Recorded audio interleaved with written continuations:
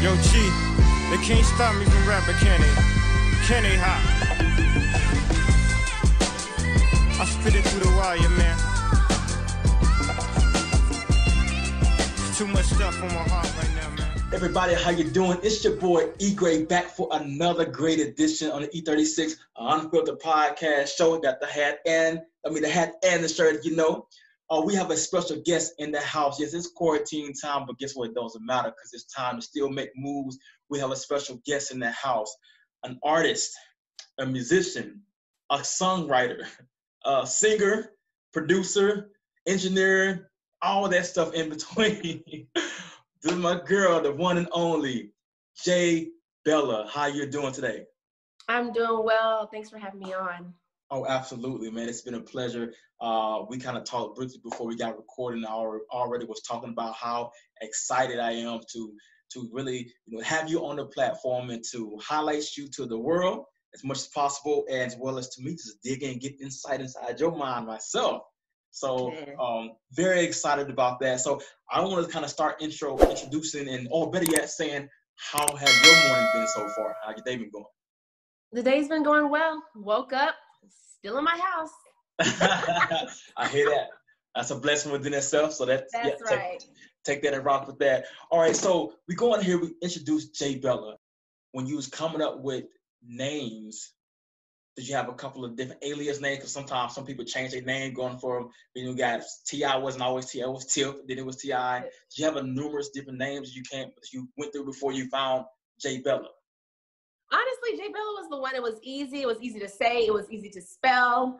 And so I wanted to keep it simple, keep it classy, and keep it legible, and keep it just, easy to roll off the tongue. So it rolled well. So we worked it. That works. That definitely worked. I love it, Jbella. So, Jbella, introduce us into how you even got into music, because you have some hot singles out now, and they have came out almost like back to back to back, from Wildfire first, then you went to Inspiration, then The Time. How did you even get into the music game yourself, and how long you been a part of this? Man, I've been a part of music pretty much all my life. Started, like most of us, in church.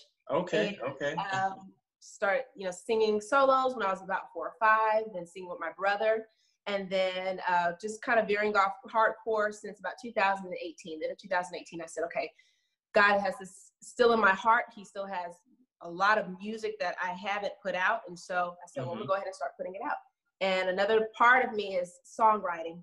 Big part of me is songwriting, and so I didn't want to just come out as an artist, but I also wanted to come out as a songwriter. And so my artistry is kind of part of the display of what I'm able to do in a service capacity as a songwriter. And so came out that way, and I've been singing ever since. I've been singing also with groups when I was younger, writing for choirs, praise teams, school theme songs. I've been writing in various capacities for forever.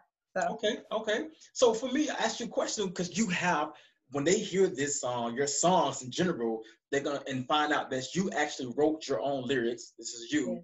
Yes. He's like, okay, dang, this ain't just no cookie cutter song and lyrics. So I know you did an album with your brother, your brother's album, and then you kind of, I guess it seemed like y'all more like you did a hiatus away from the forefront of singing song necessarily. You went into the writing. What did you do in between that time, and what made you kind of take that break and go off and, more so, I guess, doing the songwriting and just doing your own life? Well, life just takes everyone down different paths. There's, academic pursuits, professional pursuits on both ends. And so we delved into those particular things. Of course, my brother, he's in a group called Committed. And so he was on the sing-off, and, they won. And so nice. That became his, kind of focus after a while. And for me, I just went off and, went to school and had other professional pursuits, and then I came back to it. So life just does that sometimes. It takes you down different paths, but it always leads you back home. Facts, definitely. So what would you say that you enjoy more? Do you enjoy songwriting or singing or being a musician? Which one, if you had to pick in a pecking order, because I'm putting you in a pecking order. I can't. What's your baby? What's the one you're like, oh, that's my baby? I can't. They run together. Every last bit, they run together. I enjoy all of them for different reasons, but I feel like, especially when it comes to songwriting, I can't pick one over the other. The first voice I hear is my own. usually. And then, you know, now that I'm writing for other people, I try to write now in mind with their voices. And so that's been a exciting challenge for me. And so I can't pick. I really cannot pick. Yeah. It'll be easier to ask me which instruments I like playing more than, you know, do I necessarily like to sing or write or play? So it'd be hard to pick that. Okay, gotcha. And you know, and that's, I was kind of expecting that, but I was like, let me dig and see, can I get her pull out and say, you know, this is my baby, this is that. Not quite. And you know what, and that's an understandable thing, and it's so organic because what you do. So what I want to do is I want to get the audience, the listeners, the time to hear Time. Time is your latest release. It actually came out May the 1st, correct? That's right. May the 1st was your drop date for that one. I've been listening to it over and over and over again. Wow. I am a steward of music. Yeah, I love it. And check this out. The biggest thing about this that really, well, it's the biggest thing, but one of the things that stuck out to me is you alluded to, and I saw it, that it's a genre under country. But when I heard it, I didn't look at that intentionally. I didn't look at what type of genre it was. I just listened to it. I got so wrapped up in the lyrics, what you were saying, and the sound of it. I saw this more just acoustic. They were just playing and just hearing it. So it was to I listened to. I was like, okay, you know, that can fall into the country element. So tell us about that journey. Did you organically like, hey, I want to make this song with a country theme to it? How did that come about for just the sound of it? You know, honestly, I didn't write it with an intention to say, oh, I want to write country. I've been writing country music for a long time. So I think it just came to my mind because I was going through, you know, personal experience. And I was like, goodness, you know, the lyrics just start coming. I remember I was in my dining room and it just started flowing. And usually when I write, I'm usually a start to finish kind of person. So I'll write, you know, top to bottom in about 25 to 30 minutes. And the song just came and I wrote it down. Entire song? Oh, yeah. Yeah. So, I mean, that's, you know, and sometimes the songs will take a little longer than that, but most times it doesn't take too long. And so I got all of it at that time and I was like, oh my goodness, you know, and I saw it. It was just the recesses of my heart. And so it just came and flowed easily because of that. And so, but it so happens that when I heard it, I was like, this sounds a lot like a country inspired kind of infused tune. So, you know, of course I have a lot of, you know, gospel and, you know, bluesy and jazzy elements in my voice. And so, you know, when you marry those two things together, sometimes you'll hear different influences within it. But I think that's part of artistry. Yes. You know, and I think as you hear genres more and more nowadays, you're hearing more of blending. You are. I don't even think we're going to have genres anymore. You know, I was just talking to someone the other day. Country music, even right now, you'll have trap beats in it. You'll have hip hop sometimes in it. And you're just like, whoa, what kind of country is this? Yes. Because it's artistry and it's an expression. And so I just write from the soul and whatever comes, comes. Wonderful, wonderful. Well, without further ado, everybody, open your hearts and your mind. Jbella, latest single release, Time. Check it out.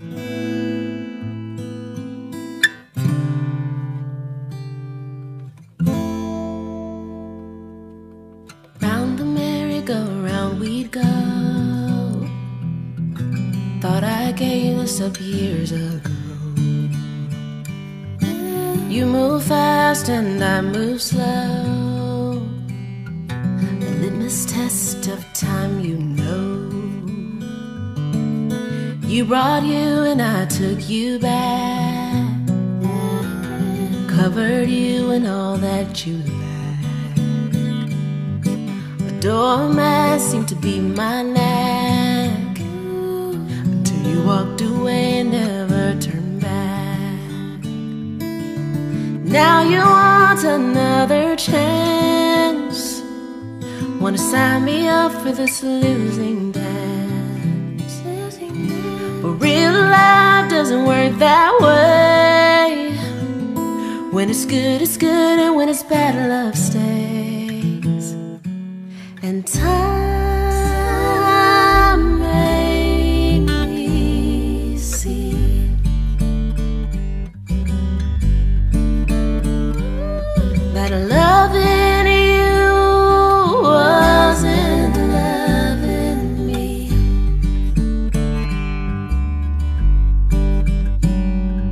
And while it's true that sometimes people change,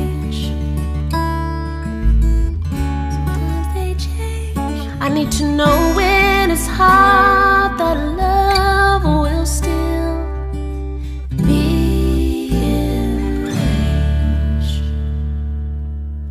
So pardon me if I think you're weak, but my faith in you is a bit too bleak.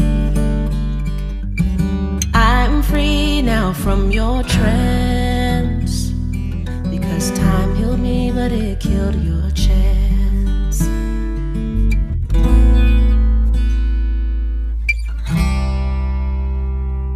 They say if love is love, then let it go.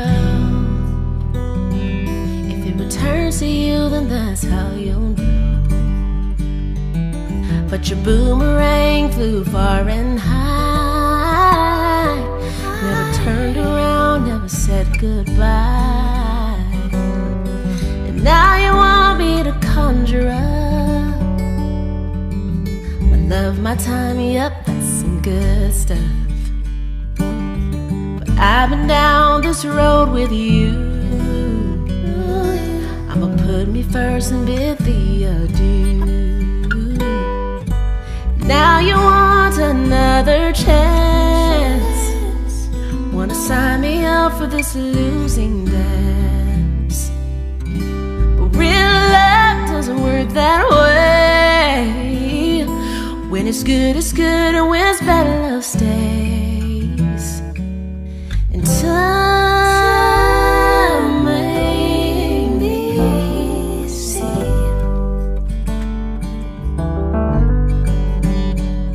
that loving you wasn't loving me.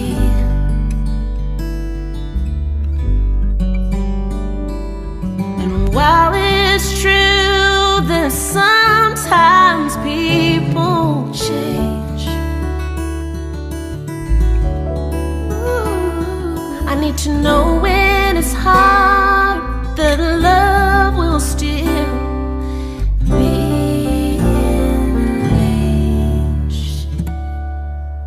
So pardon me if I think you're weak, but my faith in you's a bit too bleak.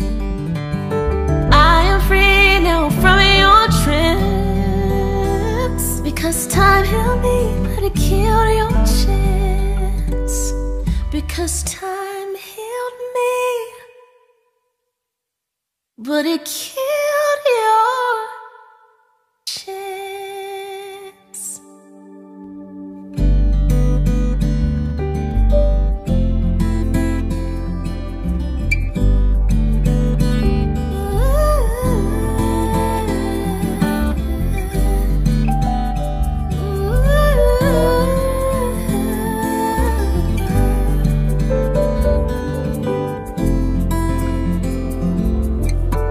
Time kills, and how you emerges in your will to live or die, both elements that lead to thrive. Time heals, time kills, and how you emerges in your will to live or die, both elements that lead to thrive. Time heals, time kills, and how you emerges in your will to live or die, both elements that lead to thrive. All right, everybody, how you doing? It's your boy E-Gray. We are back here with artist Jbella.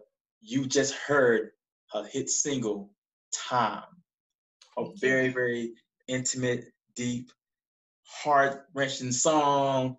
So we're gonna ask a few questions about it, because I definitely have some questions to dig in with her about that. So you have some very cool lyrics on there that goes and talks about time healed. I think it was kind of funny. It's like, time healed me, but it kills you.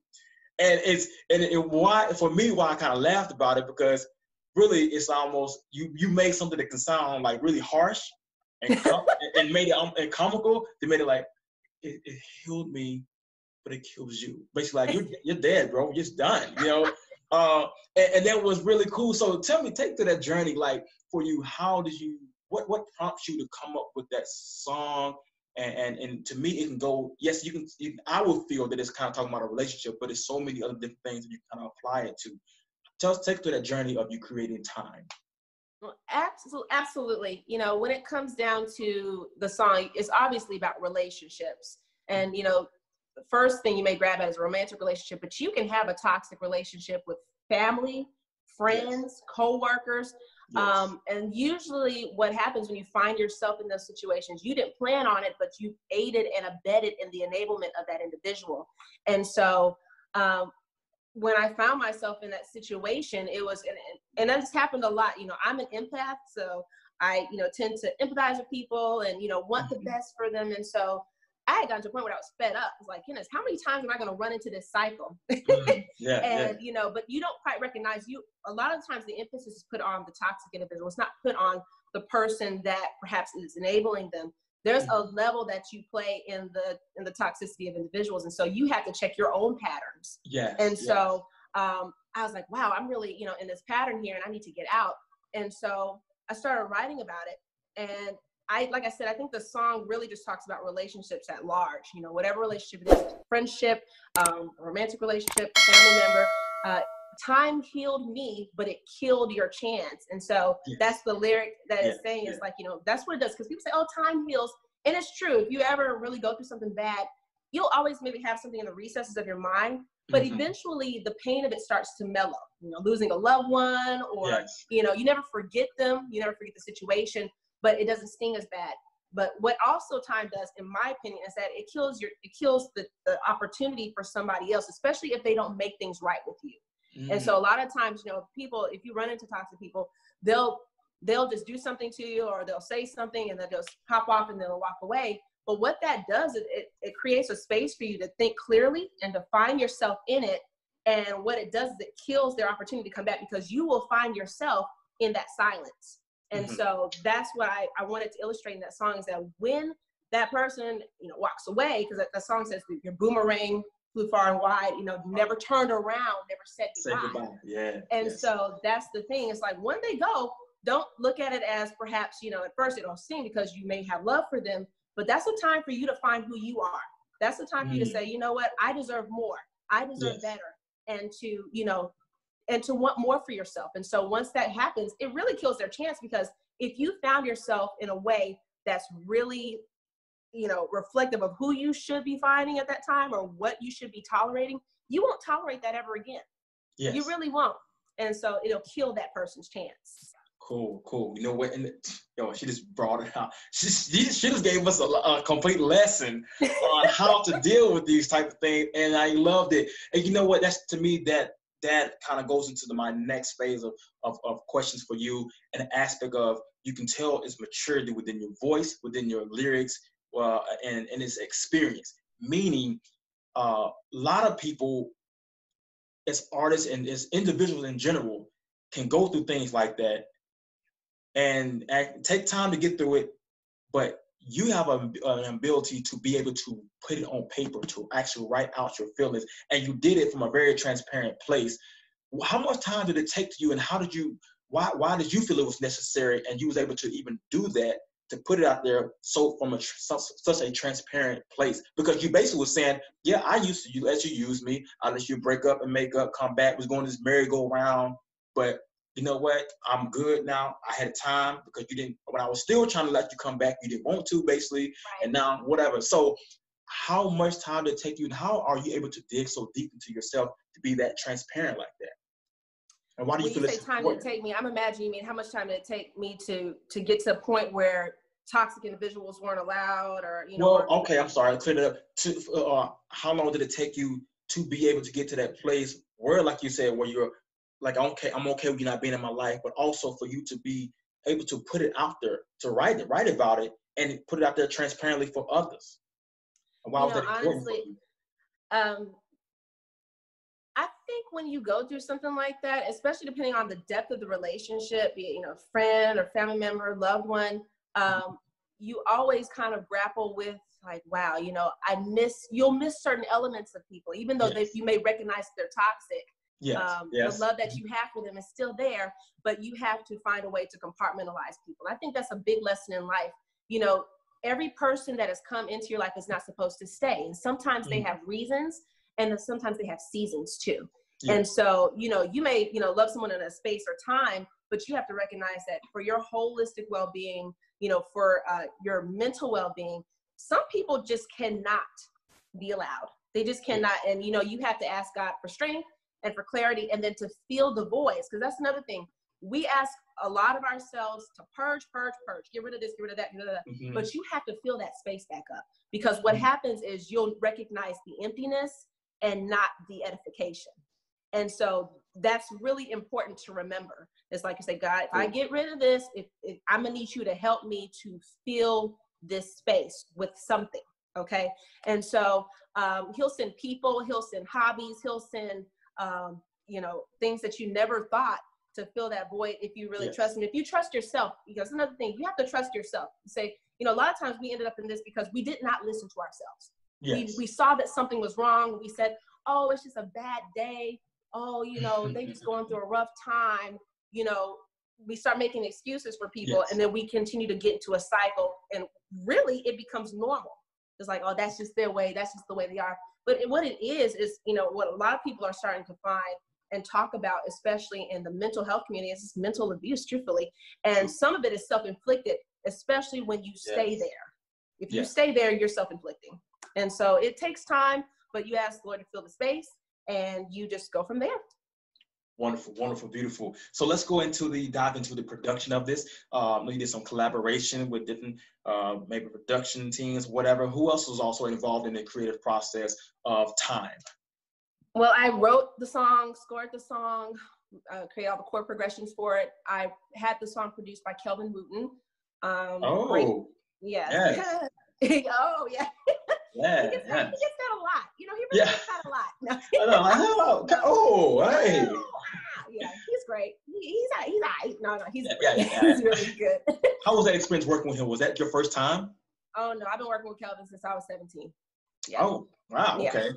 Long time. So, you know, in that process. On my first album, he was involved with, you know, mixing, mastering, and some production levels on that too. And so I've been working with him off and on for many years. And so it was just natural for me to gravitate back to him, because he's so versatile and he's great at what he does. And so he brought in Dave Anderson, an amazing guitarist, and he's been playing, you know, professionally for years. And he played over that. And we also brought in Brandon Pear, who's a wonderful percussionist. And of course, Brandon Dress, Kelvin put his own stank on things, as always.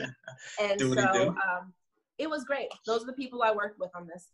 Okay, wonderful. So let me ask you this. So this is for educational purposes for people that trying to, like, I want to be a songwriter. I want to get into this field.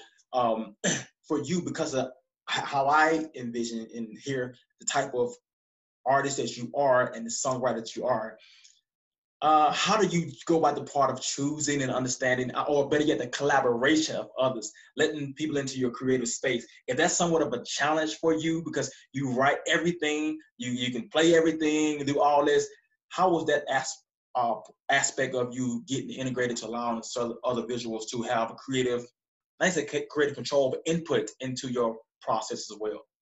I'm glad you mentioned that. That is a place that I am growing in, and I love to do it. I've been collaborating for a long time, but I feel like the more you collaborate, the better you get at it. It's writing just enough, but leaving enough space. And that's one of those things that you, like you said, if you've been used to and you can and have the ability to just go, it is a required discipline in order to be relevant in this time. You know, I think artists that collaborate just have a relevance like none other. The artists that are not collaborating, they may be wonderful, but they may not be recognizing and their full potential. You know, there's something about coming together, even if it's an artist outside of particularly a genre that you may do a lot of.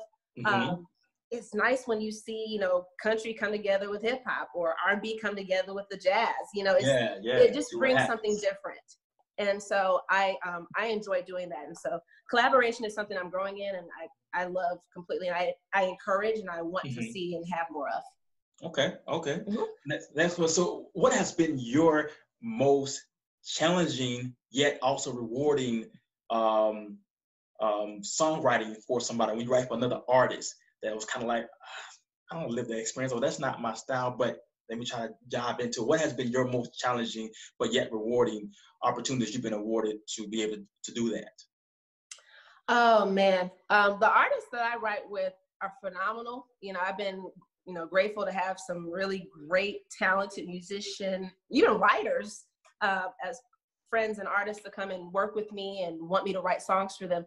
I haven't run into really too many challenges other than perhaps, you know, making sure the phrasing is right. So if I write for a male artist, and I do write for, you know, quite a few of them, then making sure that they're able to hear their tone in the voice, because I'm relaying it in a female tone. My voice and my register is a little lower than you know, perhaps some other females, but they still have to imagine, you know, themselves as a man singing the song. Yes. And so that's probably a challenge, you know, making sure that that takes place. One thing that I'm, you know, focusing on is making sure that, you know, I have vocalists to sing my music if I'm demoing it. That, for instance, like if I'm writing for a man, I need to have a male vocalist sing the song. Cool. Not that they're any better or not, you know, but they can hear themselves. They can hear their tone in it. And so that's something that's important to me, you know. Oh, that's really hot. That's really hot. I never thought about that process of how you would go through doing that and put that into the place there. So that's another cool thing. Now, also, you have another song that you had that came right before time was Inspiration. Yeah. Inspiration. Love that one. That one is, of course, I love all of them. Inspiration was that one, but then that switched to a whole different field for me. And it's like you went from the course of time, which more dealing with relationship things of that nature. But this was more inspirational. You was kind of you referenced talking about, you know, people that inspire you as bridge builders, the grace givers, the liberators, freedom riders, and things of that nature. And to me, it almost spoke on a level of hey, I have a higher responsibility to put out material. And I took this from you, put out material that really speaks and stands for something like that. What brought about that? And then do you as yourself feel that you have a certain standard of responsibility to not just artists, female artists, but independent Black female artists as well? Yes, yes, and yes. Okay, so let's start with Inspiration. Inspiration was literally a song about all of the female artists, not all of them, but just a handful of them that really stand out to me as far as me loving their artistry. I talked about Alanis Morissette and Janis Joplin, Jill Scott and Erykah Badu, Etta James. You know, I just went through the spectrum of, you know, different genres of all the women that speak to me. And I released a song in March, which is International Women's History Month. And so it was just an ode to them. And, you know, and yes, that lyric right there on that bridge portion, you know, it was kind of highlighting what they had been to me. And I really would say women at large in music, let alone being an African-American, you know, singer, songwriter, musician. And so, yes, to answer your question, I do feel that we do have a responsibility. Bops and stuff are fine. They're exciting. You know, it is nice to have like those, you know, lighter or more whimsical moments, but there are times, you know, where we do as artists need to hit on important issues. I feel like we all have a platform, whether you have 500 or 5 million, somebody is watching you, you're influencing somebody.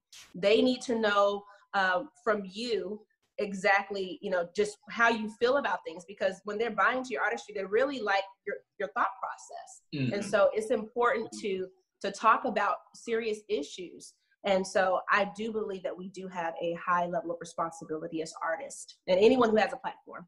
Got you. Do you feel it's harder or more of a challenge as being a female artist that's in a predominantly male-dominated industry to be able to navigate and control your content and what's expected and all that deal? How do you feel about that? Yes. Yes. Experience? One nice thing about being independent is that I'm able to have more control over a lot of things, you know, how I dress, what I say, and it's a matter of people just either connecting with you or not connecting with you. When you get into a label, you have a little bit of, you have a machine, you have a power behind you, you have people that are putting out your music and, you know, giving you the press and the promotion that you need to be recognized, but you also have them telling you, you know, how they want you to be perceived, and what would sell, and a little more leg, and a little less, you know, a little more shoulder, and you know, a few of these words, choice words in here. And you know, being in a male-dominated field it has its challenges, but it also has its excitement as well for me. You know, I like challenges, and so, you know, I didn't go into it for that. I just recognized early on that I just had something that was special, and God put it in my heart, and I needed to share it with the world. And I feel like, you know, when you have a purpose and a vision, the plans and the purposes God has for you, the earth will make way for it. God is going to clear the path so that whatever you need is going to be there. The circles that you need, the people that you need to go into certain elements with or network with, he's going to put them in your path. You don't have to, you know, run and after stuff, you know, and sometimes it's good to put your leg work in, but the Bible says goodness and mercy follow me. You know, there's a time where people say, oh, I'm going to run and chase, you know, you'll wear yourself out. The biggest thing to remember is timing. Timing, because we get so caught up in, oh, this is the perfect time. This situation happens. I know we're going to get the followers here. I know the algorithm's hot right now. I know I got to stay right. And it busts. God says, I know the plans I have for you, thus saith the Lord. And so you say, you know the plans. If you knew the plans, if you mess it up, he knows the plans, which means that he brings the timing in line. And so I've had to trust God on the timing. And I think that's the biggest thing for independent artists and artists in general. Every person has a season. You have to know that you are in line for your time. You know what? And I could not agree with you more. That is so very, very, very major. Seasons and time is an understanding that, and a lot of times it's beyond our control, our thought process. When we think, oh, okay, this is the time. Like you said, the algorithm's hot. This is a hot topic, and you put it out there. It's like, wait, what's happening? How did really? This is some. I done spent all this money trying to figure out this. This is crap. Or in other words, you putting something out there. You like, okay, this is gonna hit, and then Mr. Ryder, you put something out there just haphazardly, and it hits. It's like, what is this? You know, it's time. You never know. You know, life has like that. But like I said, it's all in timing. And speaking of the time and everything, you also have another track on there. Again, I'm just sorry, I guess kind of talking with each and every one of them. Wildfire, that was the first one that came out for this year. And to me, that was basically, I gathered from that one, it's like, you know what, you have to me, that was a very transparent song that you put out there as well, because you basically took it into our scope of, man, sometimes I feel like, you know, I'm collateral damage. Like, God, really, how could you put me out here like that? You know what I'm saying? Like, I'm really going through this, you know, but it's talking about how pick yourself up, you know, dust yourself off, get back into the race and everything. Now, are all your songs coming from a personal experience, or do you gather inspiration sometimes just watching a show or watching something on TV, or are your stuff more organically within you and you didn't put it out like that? Specifically Wildfire. Wildfire was, I think all of my songs are personal to me. I can find myself anywhere. Nice. I can also find the issues that some of my friends and family members or people that I may see in situations, and I can glean from that. But Wildfire, really, I think the ignition for that was looking at the California wildfires. Literally, I was looking at TV and I was looking at the damage. And I was like, dude, this is devastating. You know, this is like life. Yes. And then I just started writing. I was in the bed and I just started writing. And I was like, dude, this is really it. You know, this is really life right here. And that's how that got started. I was looking at the devastation, all the fires just demolish the hillsides of California. And that's where Wildfire came from. But I write from a lot of different places. I like to say I write from an empathetic and sympathetic place. And then, of course, from my heart as well, what I go through. Okay. So, and I agree with that, because, like, you know, fire pureness, it hurts, but it also purifies. And with that being said, I saw, like I said, when you was in that process, you talking about how you created that song out of just, like I said, watching the California wildfires. Do you find yourself in a place when you're writing or you're trying to be creative? Take us through that process. Do you isolate yourself, so to speak, from certain just isolate yourself, or do you kind of listen to certain songs, or what do you do to get into that place to make sure that it stays very pure? Because I think artists need to know how that works. I'm glad you're talking about this. I appreciate music. I don't listen to music to get inspiration from those songs.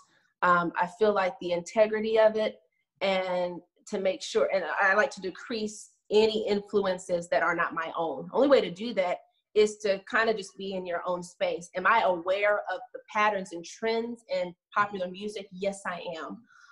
But I don't sit and glean from particular artists. I think that's when you start to run into ethical issues and things like that, especially if you really don't filter enough and you don't say, okay, well, how creative is this versus how much am I taking from another situation? And so I've always been very conscious of that, and writing from a very organic and pure space. I really just like to make sure that, you know, I'm just in a comfortable setting, and I don't have a place. I know some people like to go on a yacht or go outside or have to go myself.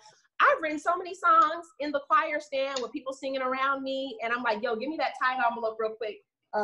Wow. Okay. Like, I mean, for years, it just hits, and then I'm writing about it, and my goal is to get it recorded as soon as I can, so I don't forget the melodies or things like that. And so that's just the way I write. I have no rhyme or reason to it. It hits, and then I write it down. Okay. So this is for me. My question for you, because of, like I said, now I really encourage everybody to go listen to Jbella. Every track that she has out, everyone has its own uniqueness, but you're gonna find it. It's very, very organic. With that being said, absolutely, always credit where credit is due. When I think of art, I got a few artists that pops in my mind that I've always been inspired by and enjoy listening to. But I've also, because I love music, started playing drums when I was 7 years old. My dad at church, so been in it for forever. So anyway, I glean from musicians and also writers every now and again. So for me, and it's so tragic, you know, LaShawn Daniels. Tragically passed. I couldn't believe it. Like, a heck of a writer for me. Like, I didn't know the laundry list of people he had wrote for from the 90s to on. Yeah. But what that being said, for you, who is your songwriting inspirations that you have gleaned from throughout the years that inspire you? Wow, that's loaded. List. loaded. I'm sure. I like writers that, and pardon me if I'm trying to phrase this as correct as I can. I like writers that are talking about something. It felt weird saying it like that, because I feel like, you know, when you hear music, and then that's not fair to say, oh, because she doesn't feel that they're talking about something, they're not talking about something. Somebody could be writing about something, and I'm like, oh, that's nice. Somebody like, oh, that thing touched me, dog. That's real out here. You know, it's all subjective. For me, I like, you know, stories. I like Dolly Parton. I like Linda Perry, Diane Warren, Nick Ashford, Valerie Simpson, you know, Smokey Robinson. I like people who are talking about stuff. I like, you know, writers from, you know, rock, and I like rock groups, and I like Green Day, and I like, you know, the Cranberries and Dolores O'Riordan, and, you know, I like all types of music. And so my, you know, writers who I think about those several that I just mentioned right there. Those are some top ones for me. And so, you know, it's just wherever I hear it, you know, truthfully. But I love those writers because they're consistent. Alanis Morissette. If I had to pick one that's like a fave, Alanis Morissette. Okay. I absolutely adore her pen completely. Write that down. I can just research that myself for later on. So I'm gonna do that. All right. But let's keep it moving forward. So now you talked about the artists that inspire you and everything as for songwriters, and you talked about Jill Scott, Etta James, things of that nature. For you, Kenny Moore on a business side, if you were to hear, because it's a business side of this that everybody has to understand, that it's called show business. Never forget the word business on there. It'd be very doubt. But anyway, when you hear artists say you want your Valerie Simpson or somebody of that nature, and you see them, you know what they can do, you know the depths of their writing, but then you get you hear a song that they produce that blows up, but you like, it was too easy for a cookie cutter. Like, please don't tell me you're selling yourself for that one. You know, do you kind of listen to artists, sort of writers like that? Like, okay, come on now, you know you better than that, but you understand the business side of the aspect. Something that ever occur to you? You know, the artists that I just mentioned, the writers I just mentioned, are consistently in their lanes. Okay. I'm so like engulfed with my writership that I'm trying to make sure that I'm that person that didn't do that. You know what I'm saying? Like, yes. Because it's so tempting. It's yes. so tempting. You know, I watched somebody do a cover of a Beyonce song, and I won't mention the artist because I absolutely adore her. But because I'm aware of how much depth she brings, not just from, you know, a writership standpoint, but she's a musician, she's an amazing vocalist. You know, I kind of felt like, oh shoot, you know, she's going that direction, and I wasn't mad at it because she spun it around and made it her own. I think I love doing that myself. Like, I'll take something that somebody did and I'll try to twist it. I feel like in most of my music, if I do a cover, I'm gonna always try to find a way to make it my own, because it's the only way that I feel that I'll be able to relate it well enough. Yes. And so if you're doing it from that standpoint where I can still find you in it, you know, I'm fine with it. But when it's like, you know, oh shoot, you know, even trying to change the whole sound is like, but I still hear that greatness, you know, that thing that made you undeniably yourself. Yes. And that's what's important. I think people just need to recognize just how special they are, not just in music, but in life. Everybody has a gift, something that you bring to the world that only you have. The hard part is, you know, finding out what it is, and then waiting for God or, you know, universe, whoever, you know, you believe in, to elevate you to the point to where it is now being shown. And, you know, and it may be a large platform, maybe a small platform, but whatever it is, you know, God will know just how much he needs to give you so that you can feel like, you know what, I've served my purpose. You know, some people will reach millions and millions. You'll see their followers like, oh my goodness, you can only imagine having that many followers. And some people will just be hometown heroes. Some people will be, you know, somebody special in their family, and that'll be enough, you know, and you'll know when it's enough because your soul will be full, you know, it'll be full, and whatever else will happen will be, you know, just wonderful if it happened, you know, as far as that's an extra bonus or a cherry on top. But fulfillment comes from the peace that you have, and peace is something that I really like to focus on in my life. If I don't have peace about something, I don't do it, I stop doing it. Something along those lines. That peace is what you're looking for in life, to know that you have done something right or you are in the right vein. Okay, I like that, A few more questions here, then why you get it out of here, why you're down, so you can continue your day. Do you feel that, now you're an independent artist, you guys do not know her actual label is Jbella 1212.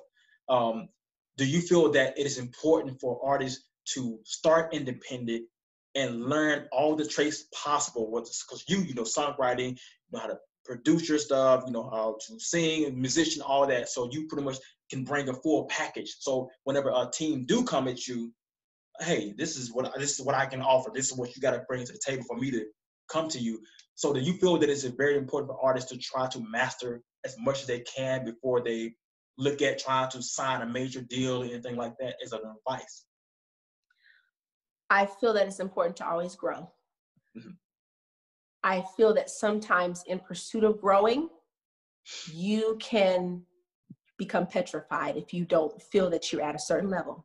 And when you get scared, then you won't do anything. I don't think you should ever be at a point where you won't do anything. You should focus on the things that you do well, put that out, and continue to work behind the scenes on something else until you become comfortable in it. Now, there's some artists out here that say, you know what, I'm going to continue to work on this, and you all going to watch me mess up on this piano and on this guitar. And I think there's beauty to that. I think that is so cool. Am I ready for that myself? Probably not. Take a whole another level of bonus. I think that's important, because especially in this society where having it together and looking like you arrived and you a boss and you on top is real important, but it is not always the full story. It's not, and sometimes it's nice to take your followers with you on the journey to becoming better. They're really with you and they really love and support you. They're going to be with you on the journey. They're not going to judge your full scope of artistry off of something that you're obviously growing and developing in. And they're going to applaud you for being brave enough to say, hey, you know, I'm growing in this, y'all. What do y'all think about this chord? Oh, shoot, I messed up. Let me keep this thing moving, or something like that. I applaud people who are brave enough to say, yes, I'm not all the way there, but I'm putting it out there. I'm taking you along with me. Yes. Thanks for riding with me. But I don't want anyone to become stagnant to where, like, you know, I can't do anything until I'm excellent. You'll be 55, 60 years old if you try to wait for that moment.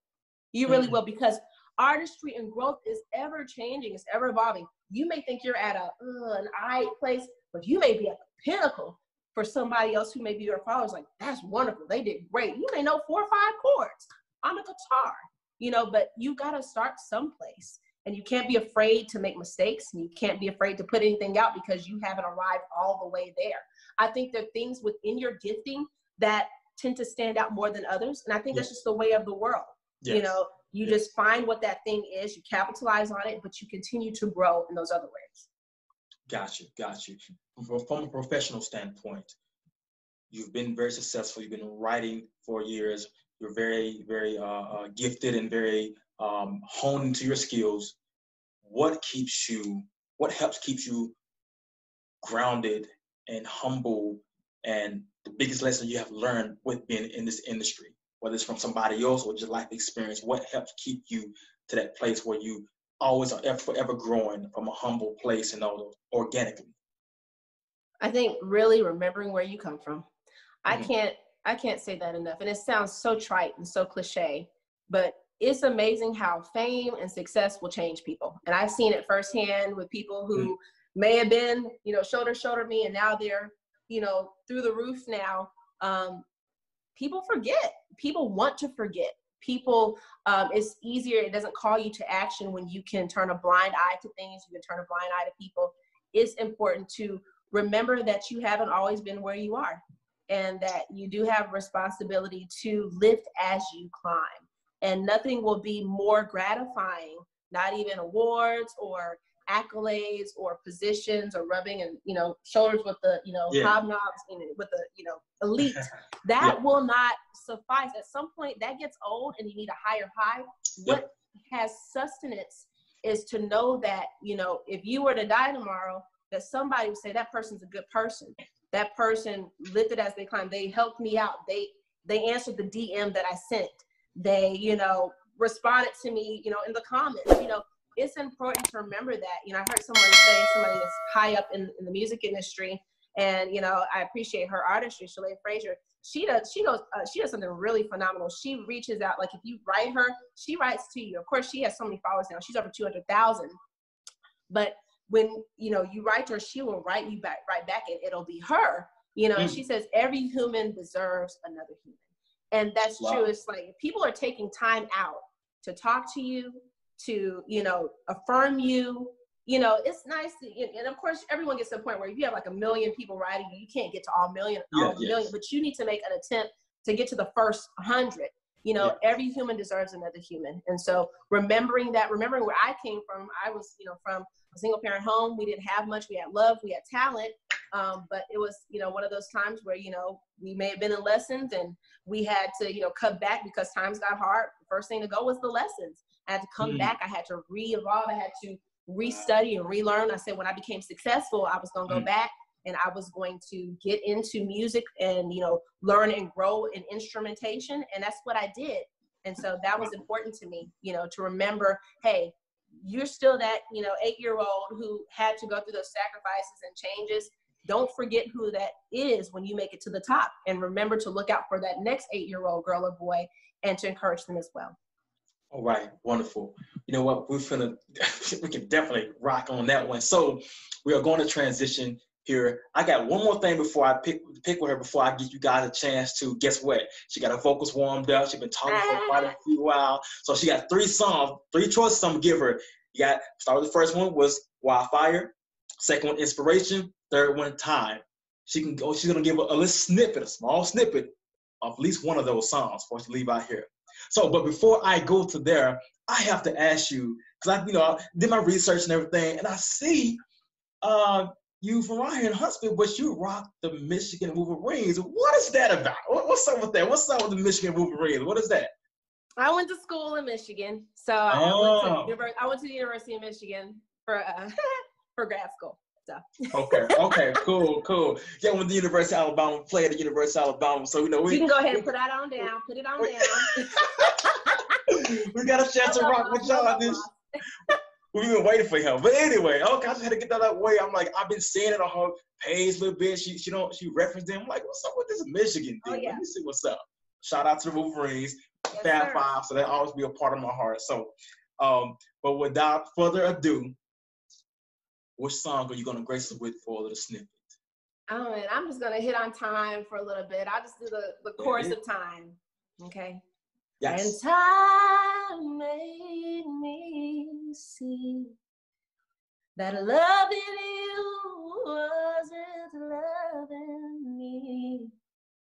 And while it's true that sometimes people change, I need to know when it's hard that love will still be in range.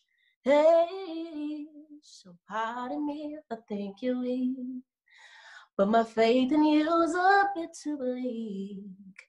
I am free now from your trance, because time healed me, but it killed the other chance. Wow, there it is. Hey, you guys heard it here. No auto-tune, no background music, straight. As I used to say, Acapulco. Acapulco. She did her thing, man. We're going to close this down here. Jbella, it has been an honor and a privilege to have you here on the E36 platform. I thank you so much. Thank you so much for having me. It was a privilege. Wonderful. And quickly, before we exit out, tell us how we can contact you, reach you on social media and your website and all that. Yes, please follow me, Jbella, on Instagram, Jbella, put a space between them, Jbella on Instagram, on Facebook, Jbetta, Vetta, Bella on Facebook, and then I have my own website, www.jbellamusic.com. On there, I do blog. In fact, there's a new blog that's about to go up, and you'll have my bio there, my music, and just whatever about me that's on there. I'm on YouTube as well. Pretty much every platform. Please stream my music. Streaming is a very important part of making dreams happen. And I just hope that you guys continue to stream all the music and download, and I appreciate it. There it is. Check her out. You got the exclusive right here. You have no reason not to jump on there and hear it and check it out and really put it to life.